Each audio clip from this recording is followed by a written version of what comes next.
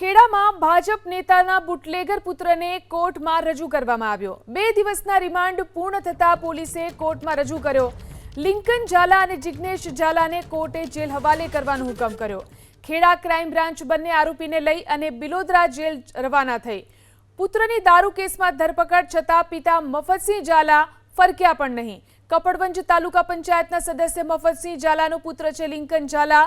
11 લાખના દારૂના કેસમાં હજુ પણ 6 આરોપીઓ ફરાર છે। તો જે રીતે કાર્યવાહી કરવામાં આવી રહી છે, ખેડામાં ભાજપ નેતાના બુટલેગર પુત્રને કોર્ટમાં આખરે રજૂ કરવામાં આવ્યો। 2 દિવસના રિમાન્ડ પૂર્ણ થતા પોલીસે તેને કોર્ટમાં રજૂ કર્યો।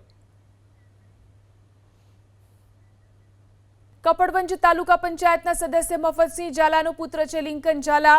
11 લાખના દારૂના કેસમાં હજુ પણ 6 આરોપીઓ ફરાર છે।